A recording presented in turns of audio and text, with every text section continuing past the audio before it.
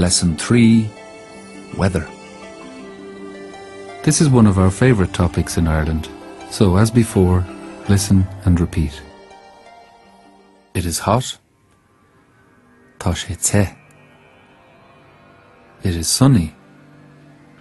Tá sé grianmhar. The sky is blue. Tá an spéir gorm. It is 25 degrees today. Tá an teocht fiche cúig céim inniu. It's a fine day. Breá. It's hot and sunny and the sky is blue today. Tá sé te agus grianmhar agus tá an spéir gorm inniu. Now, on to not so good weather. Listen and repeat. It is cold. Tá sé fuar. It is cloudy.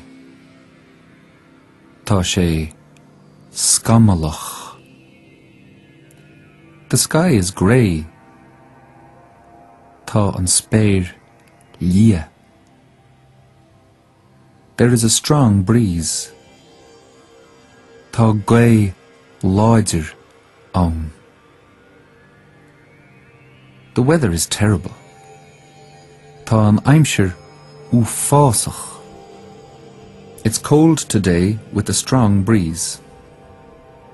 Tá sé fuar inniu agus tá an láidir. The sky is blue and it's 25 degrees today. Tá an spéir gorm agus tá an teocht fiche cúig céim inniu. It's cloudy with a strong breeze today. Tá sé scamallach agus tá láidir ann inniu. Now try saying today is cold and cloudy. Tá sé fuar agus scamallach inniu. Good. Now what about it's hot and the sky is blue? Tá sé te agus tá an spéir gorm. Uh-oh, here comes the rain. Okay, as always, listen and repeat. It is drizzling. Tá salachar báistí ann. It's pouring rain. Tá sé stealladh báistí. There are hailstones. Tá clocha sneachta ann. It will snow tonight.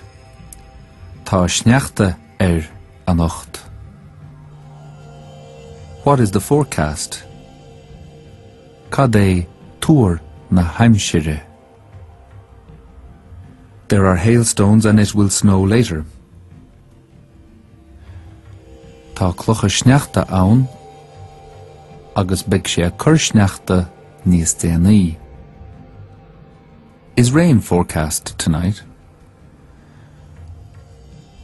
Bhfuil báisteach gaoth anocht?